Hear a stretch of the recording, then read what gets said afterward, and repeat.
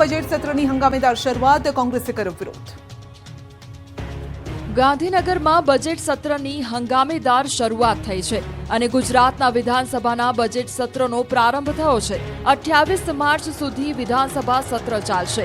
Budget સત્ર શરૂ થાય તે પહેલા કોંગ્રેસ ધારાસભ્ય દળની મળી છે બેઠક, જે બાદ કોંગ્રેસે ઉગ્ર વિરોધ પ્રદર્શન પણ કર્યું હતું.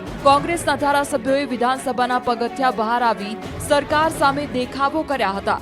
રાજકોટ સીસીટીવી કાંડ, અમેરિકાથી ડિપોર્ટ કરવાનો મામલો, ભરતી કૌભાંડ મુદ્દે દેખાવો કરવામાં આવ્યા. હાથમાં હથકડી બાંધી અને ગળામાં વિવિધ સૂત્રોચ્ચાર સાથેના બેનરો પહેરીને હલ્લાબોલ કર્યો. તો વિધાનસભાની અંદર પણ કોંગ્રેસના ધારાસભ્યોએ હંગામો મચાવ્યો હતો. નોંધનીય છે કે સત્રની શરૂઆત પૂર્વ પીએમ મનમોહનસિંહને શ્રદ્ધાંજલિ આપી કરવામાં આવી. નાણામંત્રી કનુ દેસાઈએ વટહુકમ રજૂ કર્યું.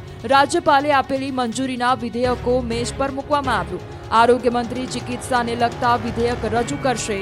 રાજ્યપાલના પ્રવચનથી બજેટ સત્રનો પ્રારંભ થયો. બજેટની માંગણીઓ પર ચર્ચા અને મતદાન માટે 12 બેઠકો રહેશે. વિધાનસભા સત્ર દરમિયાન કુલ 27 બેઠકો યોજાશે. આ બજેટ સત્ર દરમિયાન 4 વિધેયક દાખલ કરવામાં આવશે. 20મી ફેબ્રુઆરીથી નાણામંત્રી ગુજરાતનું બજેટ રજૂ કરશે.